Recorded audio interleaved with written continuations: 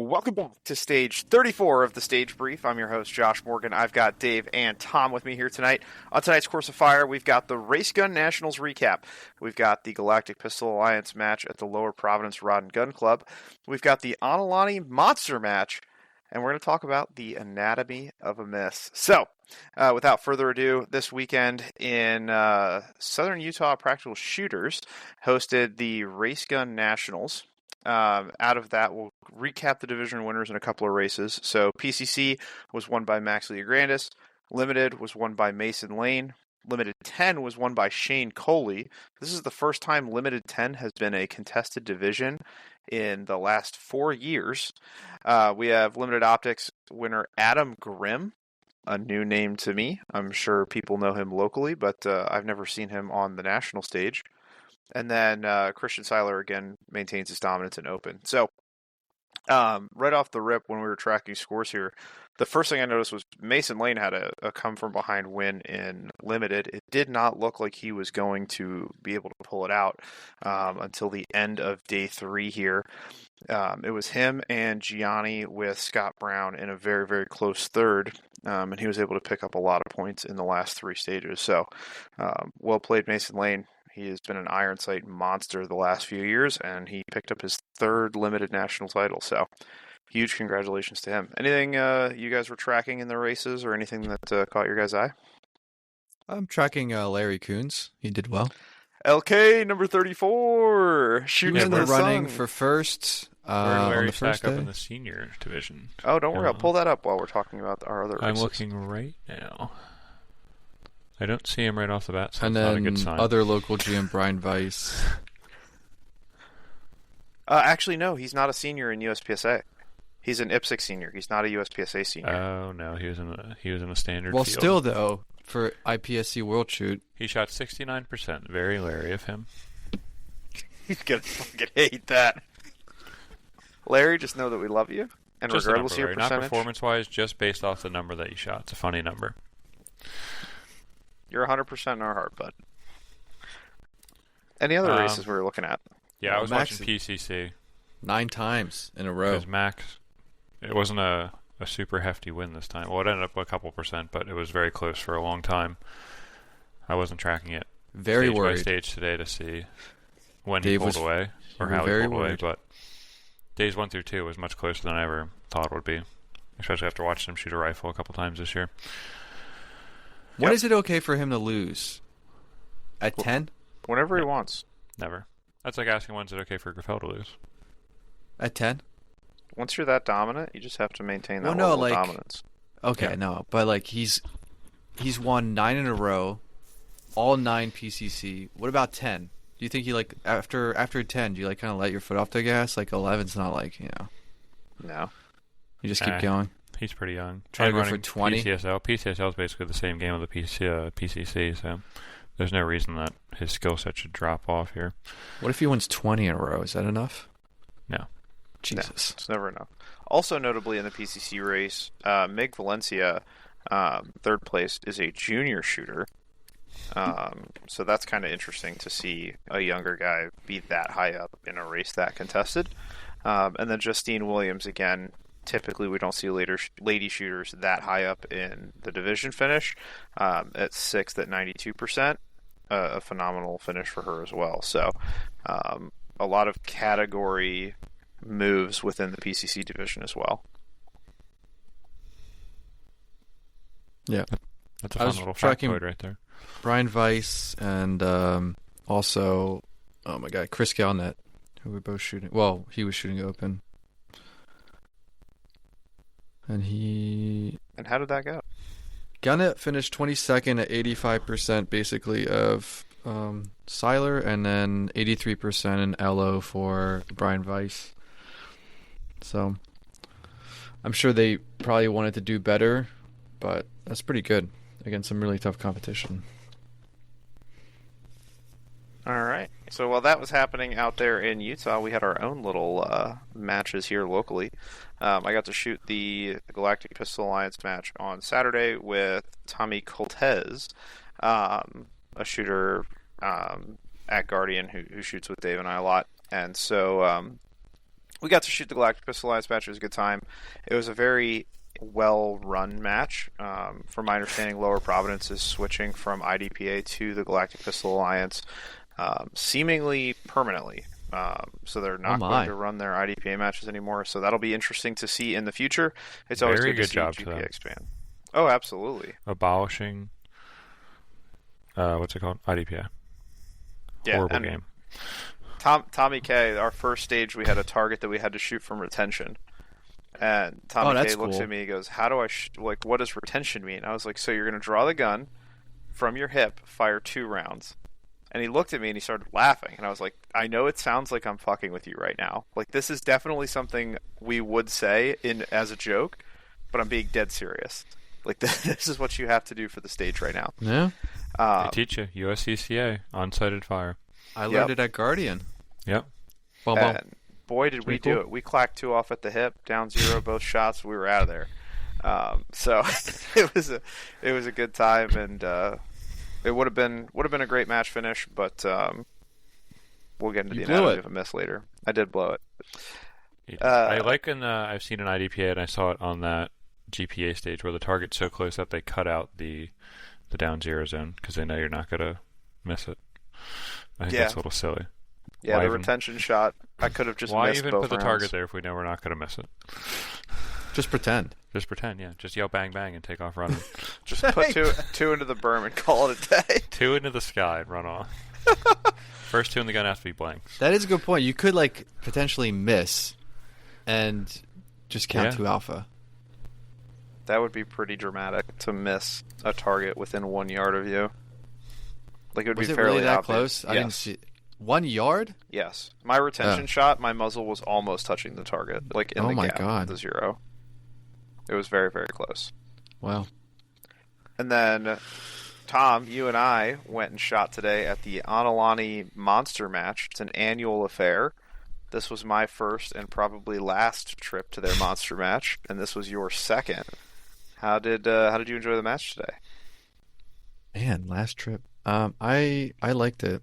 I thought it was. I went last year. I liked it better this year. I think today. I learned a bunch of stuff. I watched video. I looked at stats.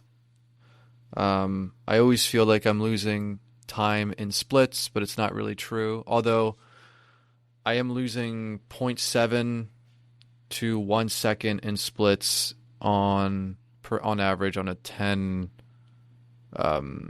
target stage. So that's pretty significant. But transitions are a thing, and then stage planning. Stage planning was confusing today. I thought I was making good decisions, and then they were not good decisions. So there was one stage where I cut out a position thinking, oh, that's what I want to do. Then that was the wrong thing to do. On the stage before that, I wanted to not cut out a position so I could shoot more flowy and closer, but that was the wrong thing to do. I mean, I did the right stage plan, but I just I don't have the eye, I guess, for the stage planning and how decisions should be made. Yeah. So, and also I usually am very good at long distance shots because I shoot accurately and I over confirm. So I like those stages because I'm like, everybody's on my level now. And I terrible 2 mics and 1 no shoot at distance. And the tux wasn't even that far. And I wasn't rushing, and I called good shots. I don't know. I guess, I could blame the ammo and my gun not being zeroed for that ammo and shooting 2 different ammos in each mag, but I don't think that was it. But I looked at the video. I wasn't yanking on the gun either. So I'm not really sure, but I wasn't the only one. These were 30-yard shots onto half M6. Yes. No. That's a fairly difficult shot to begin with. No, they were open IPSC targets, and they were still bad shots. They were not open. They can't be open if you hit the no-shoot. There was 3 open targets. I didn't hit the no-shoot there. I didn't get a mic, but they were a lot of Charlies and Deltas, not many Alphas, which made no sense. And well, you take a Delta and put a no-shoot, now it becomes a no-shoot. Yep, there you go. Depending on where the no-shoot is, not every time. just no shoe to end the alpha zone. Yeah, and then on the no shoe, I hit the no shoe, and then on the tux, which was what, like it was closer up. It was like 20 yards. Yeah, the tux was probably 20. I didn't miss it by that much, but I That's don't really. still an pretty incredible powerful. target difficult. Yeah, 20-yard tux is Not- pretty scary. Dude, in Area 8, my best stage was the 36-yard mini poppers. That was months ago, though. Yeah, but I I'm hit him saying on the objectively No, with a but like, handgun, a 20-yard tux is scary. Remember Antolani? They put like what was it, like 2 or 3 months ago? They put that one popper at like 50 yards or whatever. Yeah. Wait. Yeah, and then I can't fucking hit anything. Anyway, that made no sense. And then I realized my grip is not. I mean, it's a monster mash, so the courses are long. But my grip is not consistent, especially after reloads, like rebuilding my grip. I found that gap again in between my two hands at the top, like where the palms meet. There's a little bit of a gap sometimes when I could see that angle. So, yeah, that's what I learned. So, yeah, but I thought I shot decent. I mean, hosing stages is not my specialty, but I thought I kept up okay. And the steel stage, I should have just been more patient. Yeah, you bring up a good point there about grip, that like I didn't even factor grip as like a fundamental deficiency for me until we're on a 54 round stage, and I'm like, oh my gosh, my support hand is falling off the gun. Like, this is just not going well. So there's things that you learn in extensive strings of fire like that, where you're shooting 30 to 50 rounds, that you wouldn't necessarily pick up on in a 12 to 32 round stage. So it was just an interesting learning experience from the physical limitations. Even the split times. We started off on, how many rounds was that? 52, 54? Yes, 54. 54 round stage. I mean, the video is hilarious because it looks like I have trigger freeze at the end of the stage, and it's just my finger not working fast enough. The split times are audibly slower as I progress through the stage because I'm shooting 3 per at, 13 targets in the back? 13. Mine went faster. What? Yeah, I was mine getting went loose. I was getting loose. He I actually was switched not. to his middle finger halfway through the stage. I believe it. Because at the end of the stage, my finger was shot. I was like, I don't pull shoot the as trigger. fast as you. I don't shoot as fast as you. I don't think my finger didn't get tired all day. You did at the end. At the end? You shot faster than me at the end. It was like 0.4 splits. I still wasn't shooting that fast. I will say, though, it's fun to have a stage where you're strong hand weekend and you don't really care that it's strong hand weekend, where other people are like, oh. It's like, no. It's like, it's a skill. So, I like that part. I know I'm like, that's not a popular opinion, but if you're going to have a stage that you just kind of have to, where it's going to be strong hand week, or just a stage to like the test, like a standing shoot, I'd rather be strong hand weekend just to give it some difficulty and remind people that it is a skill that should be in the match. So, well, see, I hate that. We could abolish all strong hand weekend shooting today, and I think the sport would be better off. Yeah, I know it's not a popular opinion, but I think it's yeah. It's like when you practice it, and then you're like, oh, okay, it's here. If it was a ball, it's like, why? It's like, it's so annoying when you practice it and then it never happens. So I'm not saying every stage, but every so often. And the whole cinder block thing was an interesting thing because I messed up on the strong hand. I didn't pay enough attention and I like lost my balance a little bit. Yeah, for clarification, the shooting area for this 3-string 8-shot per stage was a cinder block. You had to start on a start stick, probably 2 or 3 feet away, and step onto the cinder block. Yep. Which it did cause some issues. There was one shooter who fell off of it because the cinder block was not secured to the ground in any way, shape, or form. And so if you stepped too aggressively and caught it on the side, you could roll the cinder block. Good. That's very realistic. Yep. Speaking of falling. Speaking of falling down violently and embarrassing ourselves. Yeah, your boy hit the ground today, folks. I have not taken a spill at a match ever. that I can recall. And there was a position today that I thought I had 3 steps to get into it, and I had 2 steps, and then my toes caught the fault line, and I went down. I went down safely. Nobody got hurt outside of myself. There were 3 rounds that went off as you went down, but they were at targets. That's not true. The gun did not go off, so got back up, hopped back in the shooting area, and kept her going. And then my brain thinking, oh my gosh, I just fell down, I need to speed up now, went on and shot some atrocious points for the rest of that stage, including 2 mics and a no-shoot. So, if it's bad, just speed up and make it worse. But again, these are valuable lessons. I've never had to experience that, and I'm glad that if I am experiencing something like a fall and like how I process that, like I got to experience it today in a match that's functionally irrelevant. I don't need my first time falling to be at a major or something like that, because now I know how I react to it, and I can control that for the future. Now he's going to be purposely throwing himself on the ground once a year just to refresh his falling skill set. No, more so the mental. You gotta practice. So less the actual physical falling, obviously, but more the mental. Okay, shit, I just hit the ground. This hurt. How do I recover this stage? And like thinking, okay, I need to go fast. Like that was my first thought, and I ran with it for the next 28 rounds. And I now understand the result that that's not going to be productive, right? Oh, and so obviously we can talk about that. But you made me think of something that makes me even more frustrated on that long distance stage. Is that Mason Lane? If you watch his when he reviews his own video, he always says like he makes a mistake in a stage and then he's like, all right, I'm just going to shoot the maximum amount of points now because my mistake's already there. And so like that's what I would say to you. But on that long distance stage, I hit the no shoot pretty early in the stage, and then I'm like, all right, just got to shoot points. And I called all good shots, and they were not good shots. So fucking annoying. Don't you just hate it when the mechanical skill set fails? I slow down for fucking nothing. Ah, what a disaster. But yeah, hit the ground hard, and that's all there was on that stage. It did not go well. And you can barely walk. Yeah, my leg is not feeling great tonight. I told you to go home, and I know you didn't want to quit. I mean, it wasn't a major, but, Oh.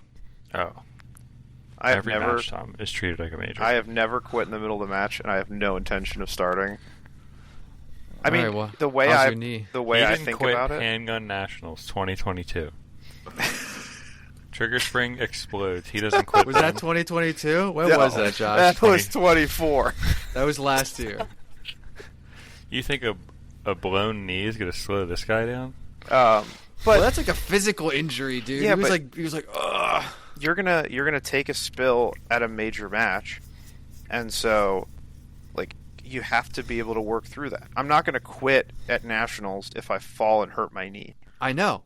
So I'm not gonna quit here. He needs to know what it feels like, Tom, not to quit. To not quit. Okay, gotcha. I'm not gonna allow myself to give up. When he lays his head down on the pillow tonight, he knows that he's not a quitter. He was refusing all sorts of Tylenol and ibuprofen. Oh my gosh, could you imagine? Your finger feels all funky because you're on Tylenol and ibuprofen. No, I don't think that's how Tylenol or ibuprofen works. I don't know that I've lost any For the sensation audience, in my Josh finger. has never done drugs. Josh takes Tylenol, I guess, in handfuls, so he starts to feel it.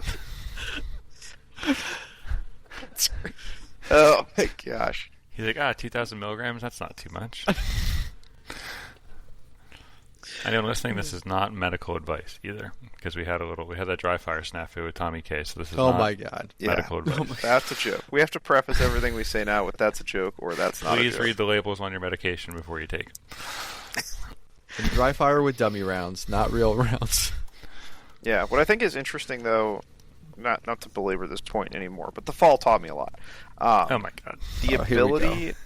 The ability to subconsciously handle the gun safely. You were very safe. I was watching the whole time. I think and then that's I was yelling. Underrated part of this game.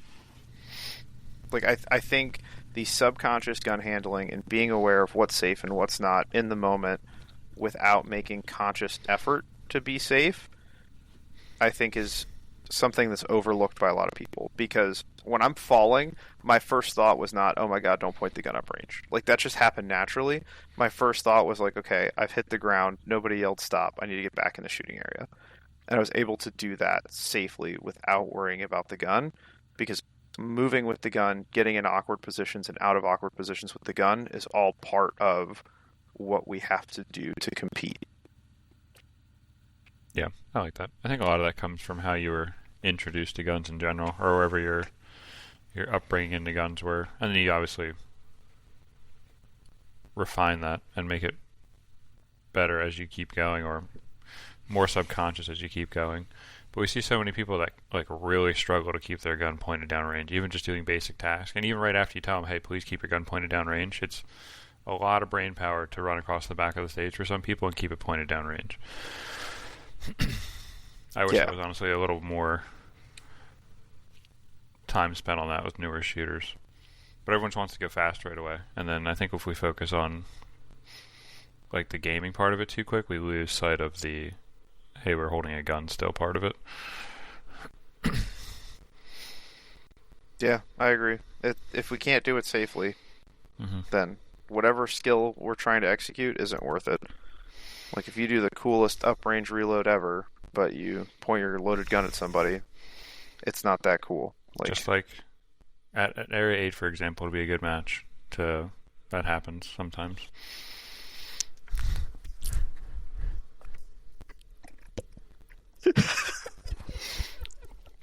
Oh my gosh. So, with the gun handling aside, the rest of the Ahnalani Monster match, I have a new appreciation for stage design. Obviously, I am a proponent of the hoser stage. I love my hosey stages.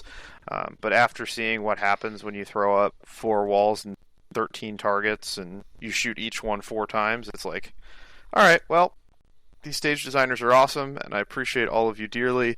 I will never complain about a field course ever, because I know what it's like when there's no thought put behind it now.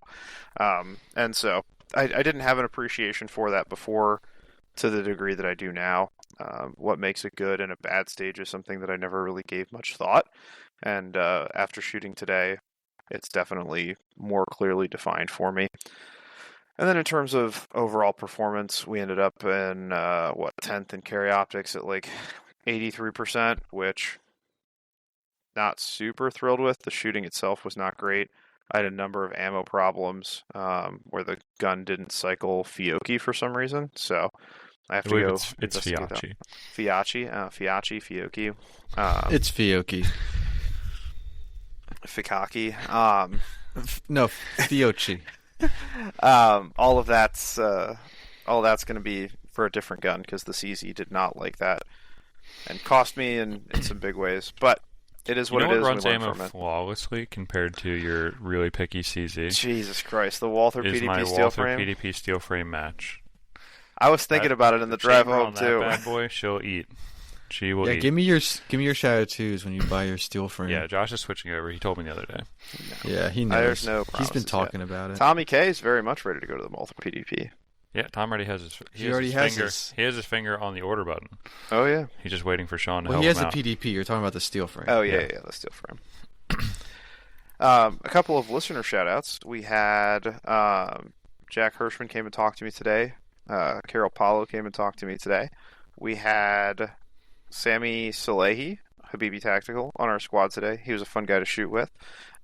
We were on a good squad today. We were probably on like the super squad if there had to be a super squad. Yeah, we were missing one GM too. Wes Cronin didn't come, but we had Sandelsky and we had Hempel, and then we had Isaiah, who's not a GM but high level M. We had you, high level M class too. Just made M barely. Sounds like you're made M class and the carry optics. I think you did the number. I think you'd be like 87 or 89%. Oh. I knew I was in M, but I didn't know. Why do you hate your skill? I don't hate my skill. Anyway, we were in a very stacked squad. So, and we had Josh Davis, who just made M. I think I was like the only A-class shooter. Jesus. No, I wasn't. No, because Bill and No, there was like 4 of us or 5 of us. Victor were A class. So yeah, you weren't alone, buddy. And Eric. I would never leave you behind. And like that. Somebody else. I forget their name. Wow. Anyway. So, with that out of the way, the anatomy of a miss. So, we talked in the group chat about a week ago, shortly after my the Tux is a low risk target fiasco. You can check out the Double Tap Shooting Academy on YouTube for that. I put in the group chat, I don't understand how people shoot deltas with dots. And ever since then, Wow. I have not been able to stay off the D zone with my red dot. See? And so now I have both posed and answered the question. And it's because then why are we here? I pointed my gun at the D zone when I pulled the trigger. And that speaks to a bigger problem that we see fairly regularly, that most shooters are technically sound. They can point the gun in the middle of the target and they can pull the trigger without disturbing the sights. But their brain, whatever mental process they are going through to process and execute on the stage, is not beholden to their vision. And so they're pulling the trigger on unacceptable sight pictures. They're pulling the trigger when their dot is in the penalties or is off the A zone, and that's what's inducing these wildly errant shots. I'm not talking about Charlies that are a quarter inch outside the perf. I'm not talking about these very, very close shots or these clipped no-shoots. I'm talking about shots that are 3, 4, 5 inches outside of our acceptable target area to give us these wildly errant rounds, and it's almost entirely a vision and a mental problem, and I think there's not enough recognition for that in the sport. Dave and I RO'd for a classifier match that Dave was running on Monday, and we saw a lot of shooters come off of very, very simple stages, very technically easy stages, with a mess of Charlies and a smattering of deltas, and they're not processing what they're seeing when they're pulling the trigger, and they're getting frustrated because they're like, it's a target at 10 yards. I should be shooting predictively. I should be shooting ridiculously fast. I don't need my sights here. And then they end up with these Charlies and deltas, and it's like, yeah, if you didn't see anything in the A zone when you pull the trigger, you have no reasonable expectation the bullet is going to land in the A zone. If you are looking at the center of the target and your window is in between you and the center of the target and your dot's not there, your dot ain't in the center of the target, and you might be able to pull the trigger and get lucky, but it's not going to produce a consistently positive outcome for you. And that just seemed to be something that was bewildering people, and I think it's something that is more of a problem than we give it credit for. I think, yeah, mental. I mean, to me, that's mental discipline. To me, what you're talking about, I don't know. Well, maybe it's the same. You guys will let me know, but I think when you're in, especially at a classifier match, you're like trying to class up, obviously, you're trying to do well, so there's a little bit added extra pressure that you put on yourself most of the time, and I think you're always like, I gotta go fast, you gotta go fast, you gotta go. All you hear from people, I think, like, on YouTube and on the internet, like, about how to get better is like, go faster. And like there is obviously there's value to that. You have to go faster to feel how it is and things like that. But if you're shooting a classifier match, you're going to shoot your skill. And so I think it's just like, I'm going to go really fast and like I'm not exactly sure what I saw. I'm just going to shoot and, like you said, hope for the best. I think that there's that. But then like today, I'm not shooting and hoping for the best. I'm trying to call my shots in alpha, but I'm still hitting Charlies and deltas and Mikes and no shoots. So I don't know. I wouldn't say that I'm hoping, but anyway. But going back to your point, I think also the control of time. I'm speaking from my personal experience. Like I would do this. So it's like I know I have to go fast. I just have to shoot fast. The dot's on the target. That's good enough. It's on brown. It's good enough. It's probably in the A zone or close. Where it's like, if you do the actual math, like adjusting your dot at 10 yards, right? 7-10 yards, close targets, adjusting your dot from being in the Charlie zone to the A zone. I'm just making this up, but I really don't think maybe it's 0.1 seconds. Yeah, that's the number I always use when I'm teaching. Just If you need to do it, take the extra 0.1 to make it right. I think it's less. at that distance, I think it's less. But let's just say 0.1, and like the extra 0.1, it's technically slower, but you're getting an alpha, and you're just getting all your points, and it's not 0.1 is not that much slower. So, but I think it is like mostly mental. But I would turn to you guys though, like jumping to where I'm at. Like obviously, I think I can go to a match and hit all alphas if I really wanted to, but my times would be atrocious. But like, what happens? I mean, take the long distance stage because I really called good shots and was patient. But the other stages where I'm trying to go fast, like I mean, mentally is a little like I'm gonna accept some Charlies, but the deltas are there, so it's like you said, I didn't call it delta, but I think the long stage is an excellent counterpoint to this, where when you're pushing handguns out to 30 yards and beyond, like sometimes weird stuff happens. I think just the cone of accuracy, I mean, probably for the average, say we'll just say C to A class shooter, even the higher end, but just use C to A for now. The cone of accuracy past probably 25 yards starts to diminish pretty quickly just on a whole bunch of variables. Like it's way more uncontrolled at that distance. Like real small mistakes, just even the way you press the trigger or the way you called your shot or what you're actually seeing just because the target's so far away. I think there's too many variables to use the super far stuff in this conversation. So that's a bad example. Actually, I mean, the average USPSA target's got to be sub 10 yards. If I take that stage out of my score, I only have 1 delta for the match.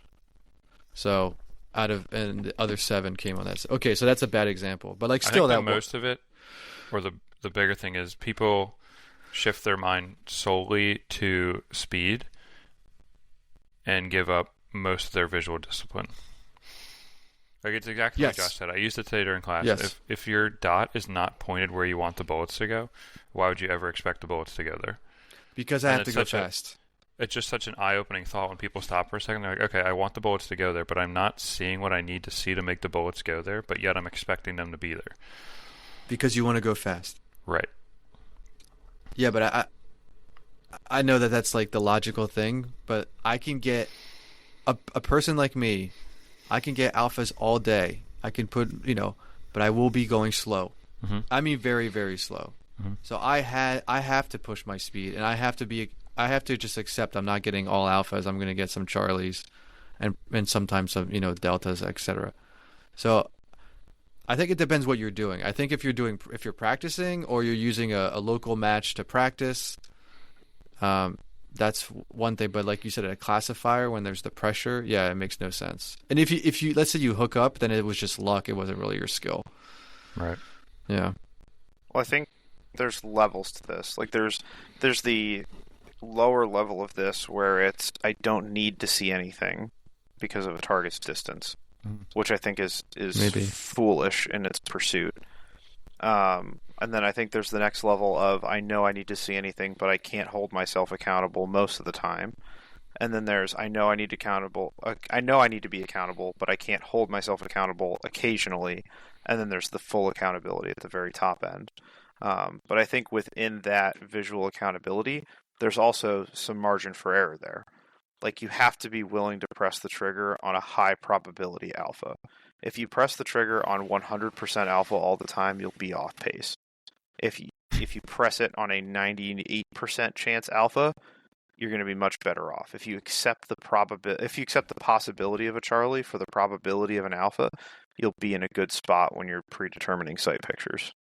Yeah, so I always like to say shoot off the most minimal sight picture you can. Whatever you think is most likely, it's good to get it done. You might shoot the Charlie, but there's a pretty high chance. Whatever Josh just said, 95%. It's good to be in the A zone off the least amount of sight picture that you can. But you're still seeing whatever you deem is the least amount of sight picture possible. And that least amount of sight picture changes a lot from 2 yards to 25 yards. But I never want to be overseeing what I need to see for the sake of speed, but definitely not underseeing for the sake of accuracy. Well, what do you say? So what do you say to... I get that. I get what you're saying. I'm trying to like kind of counterpoint that. But what do you say to someone who is like, I have to get faster? Like if I get all alphas, I'm not going to be fast enough. You have to practice off. I don't know that you can learn speed at a match. It's just not enough reps. You can get a feel for what it feels like to do it, but you can't learn to go fast, I don't think, at a match. Right, no, understood. Okay, so it's practice. You need to stand in a booth somewhere or stand in front of 3 targets and learn how to run the gun really fast until you can start to see things faster. Okay. Yeah, and this is something that Dave and I teach a lot in the Science of Competition class, is there's hard skills that need to be developed in training and practice. Speed, we can classify under the hard skill list. And then there's the competitor, where you make the most of the skill set you have. Like, there has to be 2 separate buckets of thought here. There has to be the what do I need to work on to be a better shooter, and then there's the what skill set do I have with me today, and how do I best apply that to maximize my score. And those are 2 completely different things. And then be able to make the correct decisions to use those skill sets when you need them. Yeah, I understand. Okay, the classifier match is not the time to do that. Yes, I would agree. Unless you don't care about the results, in which case, the biggest... Go, Josh. No, I'm sorry, I'm just being silly. The biggest example that I can think of is seeing this is we see it all the time. Someone will run through a stage with the exact same splits on a target, whether they're 2 inches away or 30 yards away. Mm. Like, and you see it a lot in that. I don't know. Let's call it lower level. I don't care what the percentage is. A lower end shooter. They're kind of all right. They're comfortable in the sport now. They have a feel for what's going on, and they want to kind of get a taste of what speed's like. So we fully disregard what we're seeing for the sake of speed. Like, we're taking 0.2 splits on a 20-yard no shoot, and we're also taking 0.2 splits at a 3-yard open target. It's the same thing. We have a couple guys that we shoot with on the weeknights that you can think of that do this very consistently. I can think of multiple people that I've seen at matches that no matter what, it's the same exact 1 side picture, 2 trigger press, no matter what gun they're running, no matter what target they're shooting at. Right, okay. And that's just an extreme lack of understanding of where the speed and accuracy is coming from on the higher end. They hear the speed, they hear the guy the next pit over ripping, but they don't understand what's going on visually while he's ripping. Yeah, you still need to be able to articulate what visual cue caused you to pull the trigger, if your expectation is a good hit. Mm-hmm. Now, are there still times where I pull the trigger on an unacceptable sight picture? Absolutely. My score sheet bears that out. It happens. No one holds himself 100% accountability to the standard. No, not me, not Josh, not Tom. No one's holding themselves to this 100% of the time. But we have to be able to articulate it. I think that was very what was interesting today is there was a stage that was 4 per, and you had open targets, you had no shoot targets, you had slashers and tuxes, and watching Matt Hempel, and for the people who don't know, Matt Hempel is a local GM who shoots very fast. I think he's known for just going very fast, and for just to hear him.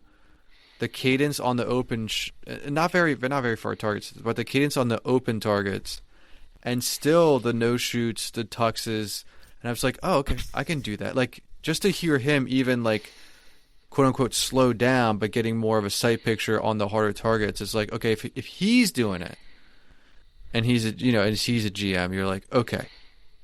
Like, that was just interesting. I mean, I don't know if that was eye-opening this time, but if I was a C-class shooter, it'd be like, oh, okay. All right. You have to be a machine gun on every target. I think there's more going on there where people hear a cadence of a particularly good shooter, and they say, oh, that shooter slowed down. And yes, that shooter took more time to break the shot, but the speed of the shooting is not the catalyst.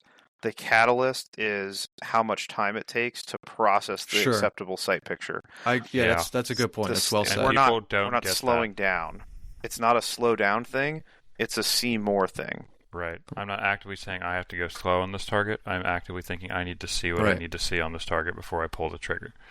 I mean, let's be clear. It will slow you down. Right. The result is slower, but you're not saying I have to go slow. Yes. You're just not shooting until you see what you need to see.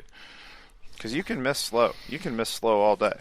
Mm-hmm. You can slow down and then pull the trigger while the gun's pointed. I was missing slow all over the place. You always miss slow. Yeah, That's the best way to do it.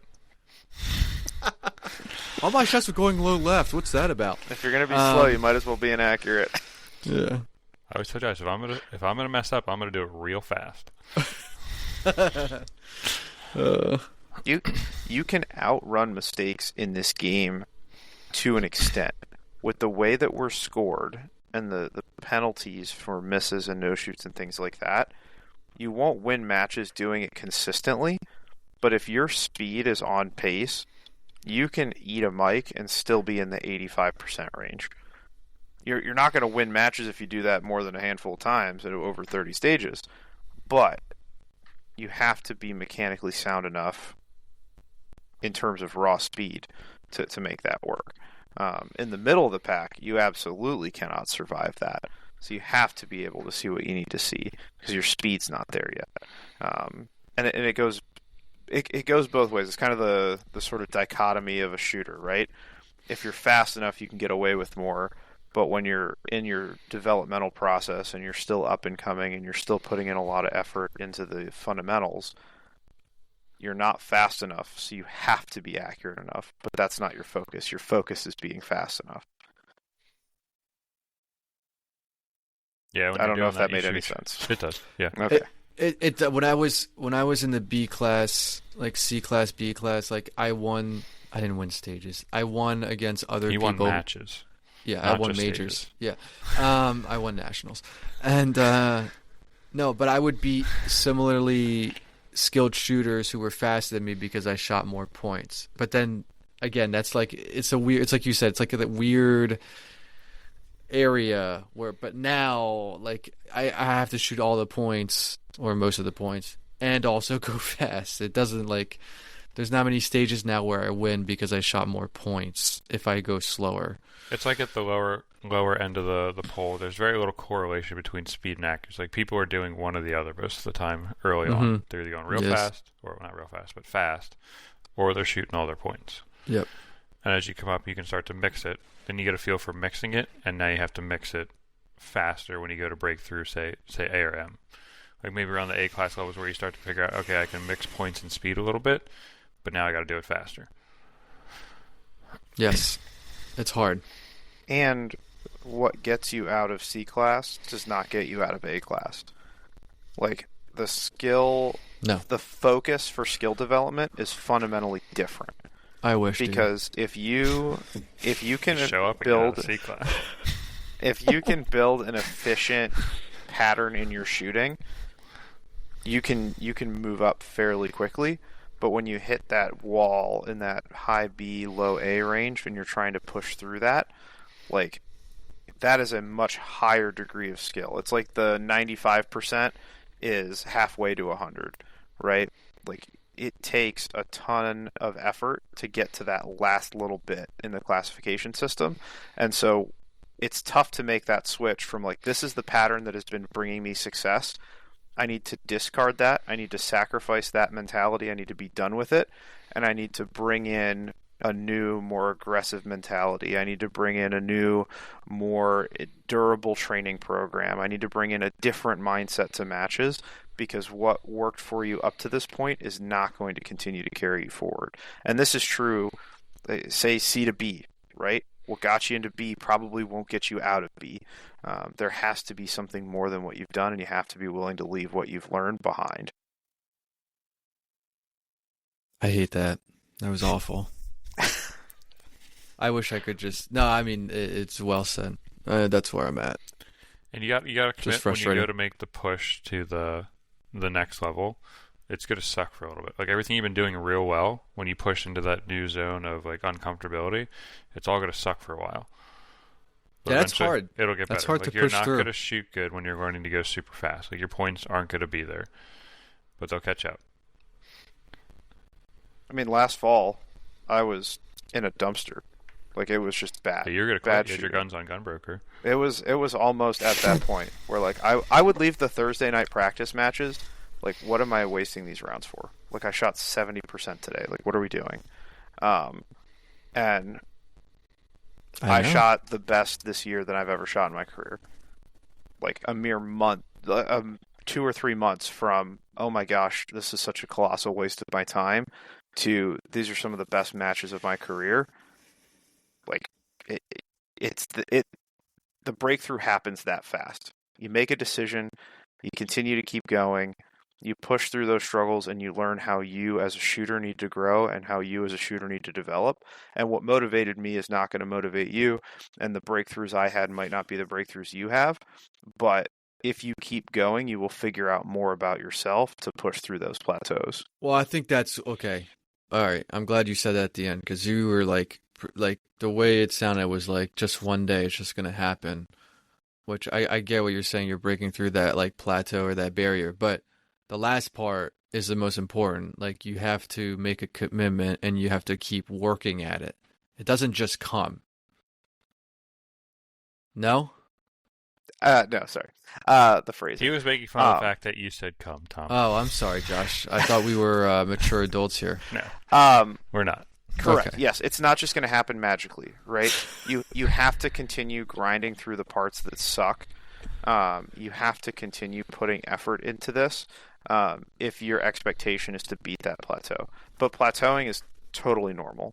Like that, it's just part of the growth process, and it's the part that's most frustrating because, as Dave was talking about earlier, right? That sacrificing of your previous performance, the willingness to say like, I'm going to go so fast my performance suffers, to learn what that new feeling, how to induce that new feeling, like that will result in bad matches.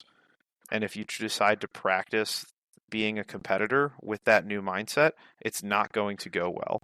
And you will have matches where people beneath you, who you've been beating for months, will beat you again. And it's not going to feel great. And you have to figure out a way to mentally overcome that and accept that as part of your growth. Yeah, for the growth stuff, one, it really helps if you surround yourself with people that shoot well. You're Yes. always chasing. If you're like, it's got to be a little tougher to be like, say, like a Midwest GM when you go and compete and you're the only probably high level shooter there. You're never chasing. If you're never chasing, it's kind of hard to know where you should be going. That makes sense. Or know what you're working towards. Yeah, if you're it doesn't. I don't think you need to be a GM. If you're in your group of friends and you're the best shooter, that's great. But if you're trying to get better, well, one, you can have the ego get in the way. But even if let's say you don't have an ego and you're just like, I want to get better, it's hard because you're not seeing anything. That's why it was cool to be in that squad today. It was intimidating, but I also got excited. I mean, I got excited when higher level shooters were in my squad when I was C class because it's like this is the road. Like this is where I want to be.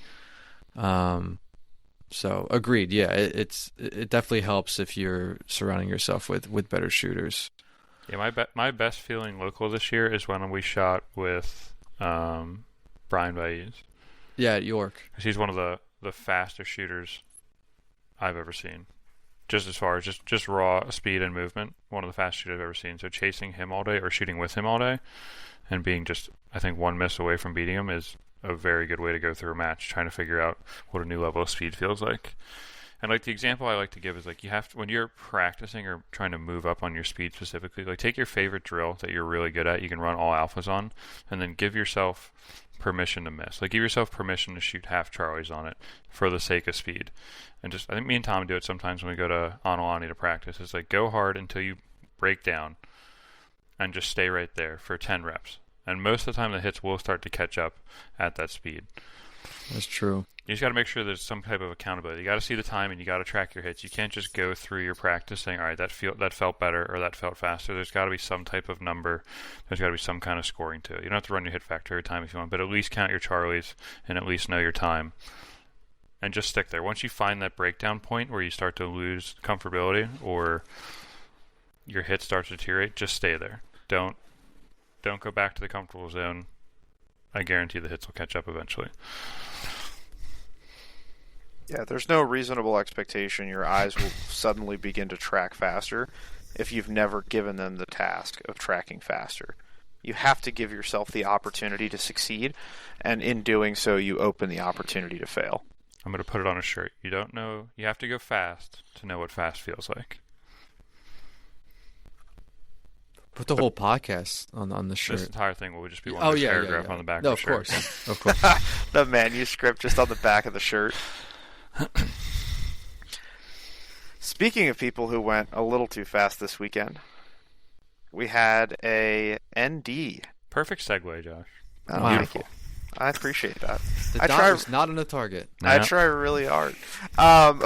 He had an ND at Racegun Nationals into the leg of a gentleman shooting either open or limited optics. I couldn't get a good look at it. He is stable. It appears to be superficial.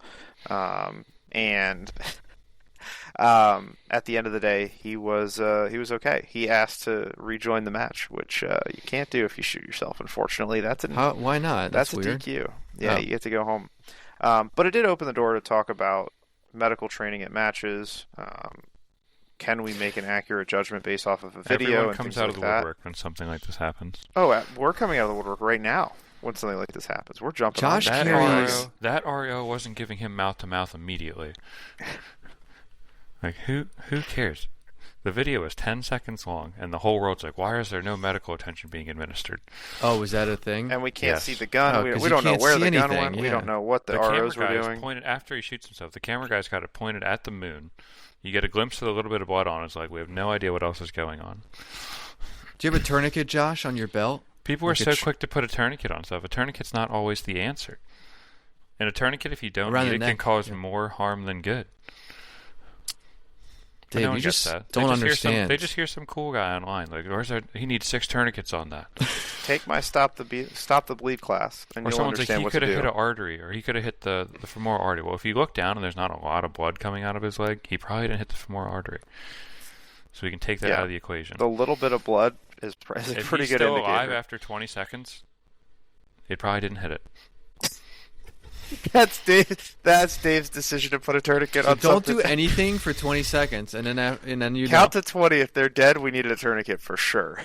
I'm no medical professional. I'm no law enforcement, but I do work at a range, and I've seen holes in people's legs. I've seen videos of holes in people's legs.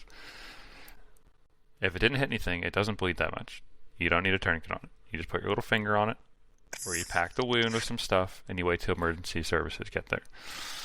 But to think, or to even consider attacking the ROs like credibility for not immediately administering I didn't know that was a type thing. of medical attention is crazy. Yeah, the video cuts out. Yeah. So you don't there's know. 12 seconds of video after And the the trigger first gets 4 is pulled. him shooting himself. So now we're literally down to like 10 seconds of post Oh, shot. okay. And there is a degree of reaction from, oh, he DQ'd, to, oh my god, he actually shot himself. I mean, I've been at 2 matches where somebody has ND'd into their leg, and one time was life-threatening, and he got life-flighted out, and he ended up being okay. But even then, like, it still takes time to figure out, like, oh, shoot, he shot himself, and then also, we still have a loaded gun unsecured. Like, we need to get that unloaded quickly. There's just a lot of stuff that's going on in that particular moment that to make a judgment from a 10-second clip is just irresponsible. I'm going to go out on a limb here also and say that whether the gun was unloaded or not sitting on the ground, if it's pointed down range, it's okay. And nobody's I know touching there's it. a lot of Yeah. gun purists that it's a very scary situation for them, but if a gun's pointed in a safe direction and no one's touching it, it's not going to go off. You never know. That's true, but emergency services gets real sketched out. I get it. We still want to clear They the come gun, to a range but and everybody's wearing a gun, dude. the amount of freak out that people say, oh my god, there's a gun sitting there loaded. Great. It's no different than any other thing sitting there. If you're not Loaded. touching it, it's not going off. They're machines. People control them. Hand When up, bad that's things me. happen. I know. Josh, sprint across the That's me. whole bay to clear a gun. I absolutely hate unsecured firearms. But bothers me. he will gladly holster his firearm, point at his leg all day. Yeah. Makes no sense. He Mr. makes 3 no o'clock sense. carry with the Hellcat. Well, I think we can all make exceptions for holstered guns. Why? Because we all have holstered guns. Like, it's a carrier designed for the firearm. What's so much more dangerous about a holstered gun sitting on a table with nobody around it versus an unholstered gun sitting on a table with With nobody nobody around it? around it, nothing at all. Great. But there's never a time where I've been concerned about it with nobody around. How close is too close for somebody to be? If I could see them, if I could see a person and an unsecured gun in the same place, don't love that. That's fine. You cannot love it, but I think just the people, similar to the medical people, the people we got to clear the gun. Yes, we can get there, but I think the priority should be the guy with the hole in his leg. Yeah. Yes, yeah, I can agree with you. But it is that's still a hot factor. take. Everyone, whoa, Josh, you agree with relax. that? Oh God, Josh pushes him down even further into the ground, trips over him, packing pebbles in the guy's wound. He's like, I've fallen before in a match. Dude, I know how I'm to not do even making it to the scene, dude. I'm tripping over a fault line. I'm not Josh even. is leaving the range because there's an unholstered gun sitting out. Oh my God! I got startled. I saw a gun on the ground. I freaked out. And for everybody at home that's getting worked up, we're not making fun of the guy that shot himself. We're making fun of everybody else that critiqued the situation. Yes. You got to be real silly to put a hole in your leg. Well, Josh, you know how it's been going for you lately? First we said the miss on the target. You've been making statements, and then it's impossible to shoot deltas with the dot, and now you're saying it's real hard to put a hole in your leg with a gun. You better bring a fucking so you better tourniquet. keep that thing unloaded. Yeah. Oh my gosh! You know what? That's true with the way this week's been going. Yep. Jeez. If I call you from the hospital, we know. I'm going to secure the gun. I ain't worried about you, pal. Oh yeah. Find that gun and unload it. Where is the? Yeah. As you should. If I'm in the hospital, absolutely. Please secure that firearm. Yes. I'll be breaking into police evidence locker, making sure that chamber's empty and has a flag in it. Guys, if you are here with us to the end of the show, we really do appreciate the privilege of your time. Again, I'm Josh Morgan. I've been joined by Tom and Dave with me tonight. This episode has been brought to you by Athena Precision. Use code DOUBLETAP for 15% off. If you'd like to train with Dave and I, we have a class coming up out in Lebanon, Pennsylvania, November 15th and 16th. November 15th is going to be the science of shooting. November 16th is the science of competing. So we talked about it in the episode, the split between hard skill set development and bringing the skill set you have to the match, and that split is exemplified in these two curriculums. So spots are filling up fast. If you are interested, sign up at the DoubleTapShootingAcademy.com, and we would love to have you out there with us. We're going to go ahead and hammer down and holster on tonight's episode.